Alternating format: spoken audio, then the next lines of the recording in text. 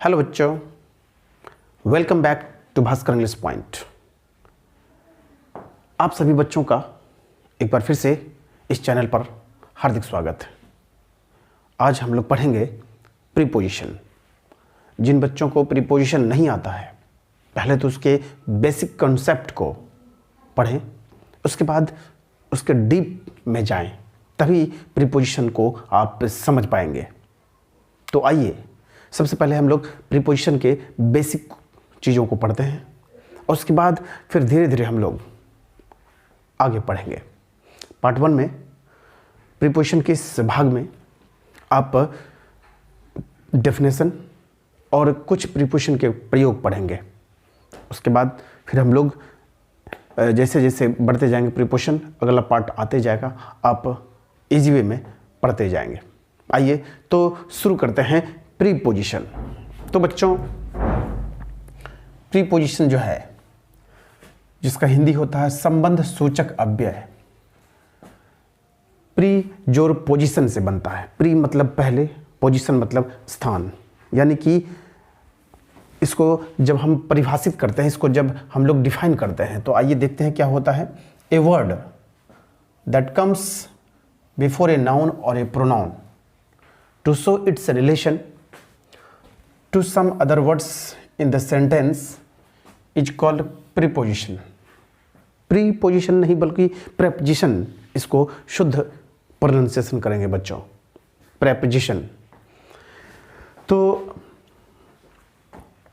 हिंदी सीखते हैं कि वह शब्द that comes before a noun or pronoun, जो किसी संज्ञा या सर्वनाम से पहले आता है या पहले आकर, जो कह लीजिए आप, उस संज्ञा या सर्वनाम का संबंध वाक्य में प्रयुक्त अन्य शब्दों से कराता है। यानी कि जब हम यहाँ समझाएंगे एग्जाम्पल में, तब आपको पूरी तरह से ये परिभाषा समझ में आएगा। जैसे देखिए, प्रीपोजिशन, ऑन प्रीपोजिशन है यहाँ पर बच्चों, तो इसको परिभाषित करते हैं। कैसे करते हैं सो देखिए। प्रीपोजिशन वह शब्द है जो किसी नाउन या प्रोनाउन से पहले आता है। ये अंत में या तो नाउन या फिर प्रोनाउन हो सकता है बच्चों। तो प्रीपोजिशन वह शब्द है जो किसी नाउन या प्रोनाउन से पहले आता है। उस नाउन या प्रोनाउन का संबंध वाक्य में दूसरे नाउन प्रोनाउन के साथ कराता है। यानी कि एक नाउन प्रोनाउन का संबंध बीच में आकर के इस नाउन प्रोनाउन का संबंध वाक्य में दूसरे नाउन प्रोनाउन के साथ जो कराता है, उसी को हम लोग कहते हैं प्रेपोजिशन, अर्थात संबंध सूचक अव्यय। यानी कि नाउन प्रोनाउन से पहले आता है, उसके पहले आकर उसका संबंध दूसरे नाउन प्रोनाउन से जोड़ देता है। बच्चों, प्रीपोजिशन जो है एक इम्पॉर्टेंट चैप्टर, बहुत ही महत्वपूर्ण चैप्टर माना जाता है आपके बोर्ड एग्जाम्स में भी और कंपटीशन एग्जामिनेशन में भी। कंपटीशन के एग्जामिनेशन में आपको बहुत ही टफ प्रीपोजिशन पूछे जाते हैं, जिसमें आपको काफ़ी डीप पढ़ाई करनी पड़ती है, काफ़ी डीपली आपको स्टडी करना होता है। तो सबसे पहले तो आपको बेसिक कॉन्सेप्ट आना चाहिए। बेसिक कॉन्सेप्ट अगर आपको आता है, तभी आप प्रीपोजिशन को ढंग से सॉल्व कर पाते हैं।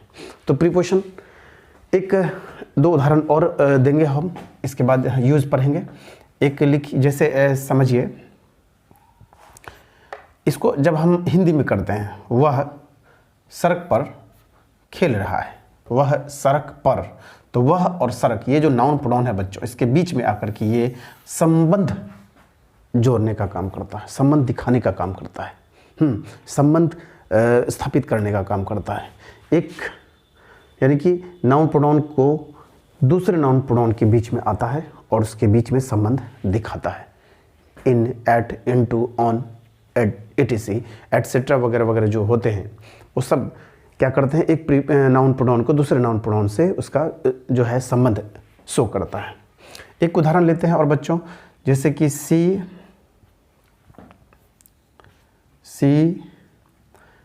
Is sleeping in the room, वह कमरे में सो रही है। यहाँ पर जब आपको हम पूछेंगे प्रीपोजिशन कौन है, तो आप कहिएगा इन। इन प्रीपोजिशन जो है होता है। चलिए देखते हैं। ये बच्चों नाउन है, तो प्रीपोजिशन का परिभाषा एक बार फिर से देखिए, किसी नाउन प्रोनाउन से पहले आता है, आया, और इस नाउन प्रोनाउन का संबंध दूसरे नाउन प्रोनाउन से दिखाता है। यानी कि एक नाउन प्रोनाउन को दूसरे नाउन प्रोनाउन के बीच में आकर के दोनों के बीच में संबंध को दिखाता है, संबंध को शो करता है। जैसे हिंदी में भी देखेंगे करके, वह कमरे में सो रही है।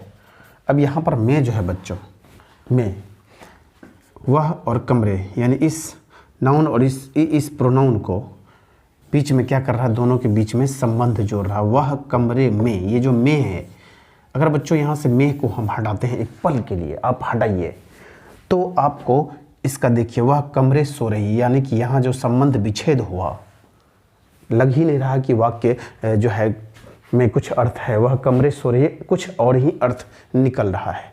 अर्थात सेंस ये कहना चाहते हैं, हम आपको ये बताना चाहते हैं कि जो ये बीच में जो प्रीपोजिशन आता है, दो नाउन प्रोनाउन के बीच में आकर के दोनों को संबंध जो है जोड़ देता है में। जैसे इसमें देखिए, वह सड़क पर, अगर एक पल के लिए हम यहाँ से ऑन को हटाते हैं तो इसका हिंदी होगा, वह सड़क दौड़ रहा है, वह सड़क दौड़ रहा है, यानी कि अर्थ का अनर्थ निकल जाता है।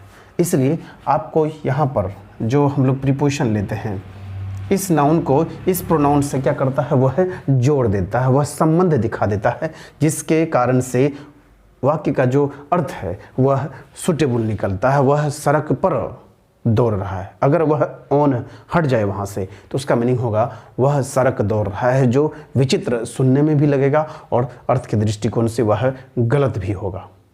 तो प्रीपोजिशन का जो ये परिभाषा है, ये जो डिफिनेशन है, यह एक तरह से आपको प्रीपोजिशन है क्या उसको दिखाता है। प्रीपोजिशन को हम लोग प्रेपोजिशन शुद्ध उच्चारण में कहते हैं।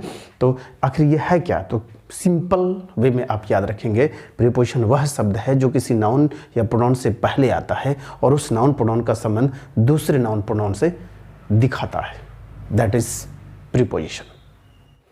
आइए अब हम लोग सीखते हैं यूज ऑफ प्रीपोजिशन। परिभाषा याद रखना अलग बात है बच्चों, वो कभी किसी एग्जाम में नहीं पूछे जाएंगे, लेकिन यूज ऑफ प्रीपोजिशन आपको हर एग्जाम में पूछे जाएंगे, चाहे वो बोर्ड एग्जाम्स हो या फिर कॉम्पिटिटिव एग्जाम्स हो, आपको याद करके जाना पड़ेगा। तो आइए सीखते हैं यूज ऑफ प्रीपोजिशन। तो सबसे पहले आप इन का यूज पढ़िए। इन मतलब में क्या होता है, में। इसका प्रयोग में के सेंस में होता है, यानी कि दो नाउन प्रोनाउन के बीच में में जब आएगा तब हम वहाँ इन का यूज़ करेंगे। जैसे मैदान में, वर्ग में, किताब में, मतलब में का सेंस, दो नाउन प्रोनाउन के बीच में जब में का सेंस रहेगा तो बच्चों हम वहाँ या क्या यूज़ करेंगे, इन का यूज़ करेंगे। जैसे देखिए वर्ग में तो इन द क्लास, इसको पढ़ेंगे इन द क्लास। मैदान में इन द फील्ड। इस तरह से, जैसे एग्जाम्पल भी आप देख लीजिए, वह मैदान में खेल रहा है। ये जो में है इसका यूज़ हम लोग इन के रूप में करेंगे। जैसे he is playing in the field, ये जो इन है इस फील्ड और इस ही के बीच में आता है और दोनों में संबंध दिखाता है, तो वह मैदान में खेल रहा है। इन का प्रयोग बहुत सारे, जैसे वह वर्ग में पढ़ रहा है, is reading in the class, हम लोग मैदान में खेल रहे, we are playing in the field. वह नदी में स्नान कर रहा, he is taking bath in the river. तो इस तरह से मे के सेंस में जहाँ भी होगा बच्चों, वहाँ आप इन का यूज़ करेंगे। आइए, इनका एक और सबसे महत्वपूर्ण यूज है बड़े स्थान के लिए जब आता है तो वहाँ इन का यूज़ होता है। जैसे वह दिल्ली में रहता है, दिल्ली एक बिग प्लेस है, he lives in Delhi. America एक बिग प्लेस है, मेरा भाई अमेरिका में रहता है, my brother lives in America. तो ये जो दिल्ली या ये जो अमेरिका है, यह छोटे छोटे गांव शहरों की अपेक्षा बड़े शहर, बड़े जगह हैं। बड़े अमेरिका जो है बड़ा सा देश का नाम है। तो वह गांव में रहता है। गांव का कोई नाम कहे, जैसे मैं सुपौल में रहता हूँ, I live at Supaul, I live in Supaul नहीं। वह पिपरा में रहता है, ही लिव्स इन पिपरा, इन पिपरा नहीं बल्कि एट पिपरा। वह सुखपुर में रहता है, ही लिव्स एट सुखपुर। लेकिन जब हम बड़े बड़े जगह का नाम लेंगे, वह दिल्ली में रहता है, वो मुंबई में रहता है, तो हाँ हम इन नहीं, ये सॉरी एट नहीं, इन का यूज़ करेंगे। इजी वे में आप याद कर लीजिएगा, क्योंकि यह सवाल जो है वह बार बार आता है। तो आप कहेंगे वह दिल्ली में रहता है, ही लिव्स इन दिल्ली। मेरा भाई अमेरिका में रहता है, मैं ब्रदर लिव्स इन अमेरिका। यही छोटा जगह रहता, मैं सुपौल में रहता हूँ, मैं सहरसा में रहता हूँ। मैं छोटे छोटे टाउन का नाम देंगे, छोटे छोटे ब्लॉक का नाम देंगे, तो आप वहाँ यूज़ करेंगे एट। अपने छोटे से स्थान में रहने के लिए आप क्या यूज़ करेंगे? एट। तो ये जो इन का प्रयोग है और एट का, साथ ही साथ एट भी आप लगभग सीख लिए कि एट मतलब भी में होता है, और छोटे स्थान के लिए में का प्रयोग, में के सेंस में हम एट का यूज़ करेंगे। आइए अब हम लोग एट का यूज़ सीखते हैं। एट का मतलब हम कहेंगे में, इन मतलब भी में होता है, एट मतलब भी में होता है। कंफ्यूज आपको बनेगा वहाँ जहाँ इन और एट दोनों दिया रहेगा, इन एट इनटू ऑन दिया रहेगा, ऑप्शन से चुनना है। तो कैसे याद करेंगे देखते हैं। छोटे स्थान का जब भी बोध होगा तो उस सेंस में एट का प्रयोग करेंगे में के लिए, यानी कि में के सेंस में तब आप एट यूज़ करेंगे। जैसे वह सुपौल में रहता है, ही लिव्स एट सुपौल। मैं रामपुर में रहता है, राम लिव्स एट रामपुर। ये जो रामपुर है, ये जो सुपौल है, ये छोटा स्थान का बोध कराता है। लेकिन जब पटना, दिल्ली, मुंबई, कलकत्ता बड़े बड़े शहर रहे, भागलपुर जैसे बड़े शहर रहे, पटना, दिल्ली, मुंबई, कलकत्ता जैसे बड़े बड़े शहर रहे, देश का नाम रहे, वहाँ पर हम यूज़ करेंगे इन। ठीक है, तो आप एट का यूज़ सीखें। एट का दूसरा यूज़ क्या सीखेंगे बच्चों? एट का प्रयोग पर के सेंस में भी होता है। पर मतलब स्पर्श नहीं होना चाहिए, वहाँ हम लोग एट यूज़ करेंगे। पर जब स्पर्श होगा कोई चीज़, जैसे टेबल पर, जैसे कहीं भी, तो वहाँ पर का अंग्रेजी एट नहीं बल्कि ऑन यूज होगा। जहाँ स्पर्श होगा वहाँ ऑन। लेकिन जहाँ स्पर्श नहीं होने का बोध हो, हैं, जहाँ स्पर्श नहीं हो, बिल्कुल नहीं हो, तब वहाँ पर के सेंस में आप एट यूज़ करें। जैसे दरवाजे पर खड़ी है, वह दरवाजे पर खड़ी है, she is standing at the door.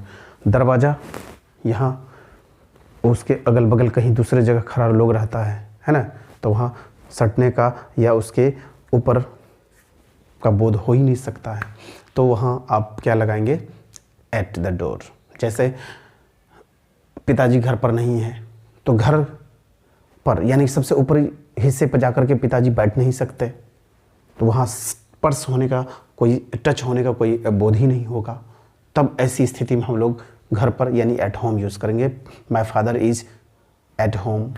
जैसे वह मुझ पर हंसती है, तो पर कोई भी किसी के मुंह पर जा कर के हंस दे, स्पर्श हो करके वहाँ हो ही नहीं सकता है, तो आप हंसने का जो होगा वह दूर दूर से होगा। तो सी लाफ्स एट मी, तो जब स्पर्श होने का बोध नहीं हो तो आप बच्चों लगाएंगे वहाँ पर के सेंस में एट। तो दरवाजे पर क्या होगा इसका अंग्रेजी? Eight the door. घर पर एट होम, मुझ पर एट मी, इस तरह से। ठीक है, जैसे कोई भी वाक्य बनाएंगे, वह दरवाजे पर खड़ी है, she is standing at the door, क्या होगा?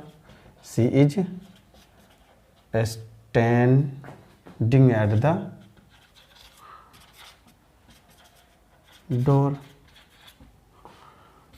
होगा, she is standing at the door. जैसे वह घर पर नहीं है, he is not at home, at लगा दिए, है ना। वह मुझ पर हंसती है, सी laughs at me, है ना। तो एट का जो प्रयोग होता है पर के सेंस में तो होता है, लेकिन जहाँ स्पर्श नहीं हो, जहाँ स्पर्श होगा वहाँ ऑन लग जाएगा, जहाँ स्पर्श नहीं होगा वहाँ पर अगर पर है तो वहाँ आप एट का यूज़ करिए। वहाँ किसका यूज़ करेंगे? एट का यूज़ करेंगे। एट का एक और यूज है जो सबसे इम्पोर्टेंट और सबसे ज़्यादा पूछा जाता है। तो आइए एट का तीसरा यूज सीखते हैं। एट जो है वह समय, जो निर्धारित समय होता है, 10 बजे, 4 बजे, 3 बजे, 2 बजे, 1 बजे, वो निर्धारित समय से पहले आपको एट यूज़ करना है। जैसे एट का प्रयोग समय का बोध होने पर किया जाएगा, ये आप याद कर लीजिए। और 5 बजे उठता है तो हम कहेंगे ही उठता है का गेट्स अप एट 5 o'clock। ये जो बजना 5 बजे, 4 बजे, 3 बजे, आप उसके पहले निश्चित रूप से एट का यूज़ करिए। ये प्रीपोजिशन उसके पहले लगेगा ही, ये निश्चित है, याद कर लीजिए। जैसे मैं 9 बजे पढ़ने जाता हूँ, I go to read at 9 o'clock। मैं 9 बजे पढ़ने जाता हूँ। तो जो भी 9 बजे हो, 5 बजे हो, 4 बजे हो, 3 बजे हो, 2 बजे, कुछ भी हो, समय के पहले आपको एट लगाना है। ये प्रीपोजिशन आपको याद कर लेना है। प्रायः पूछे जाते हैं और लगभग आपको कॉम्पिटिटिव एग्जामिनेशन में या फिर बोर्ड एग्जामिनेशन में ये बहुत ही इंपॉर्टेंट क्वेश्चंस होता है। तो बच्चों, आज आपने 2 प्रीपोजिशन पढ़ा है इस पार्ट में।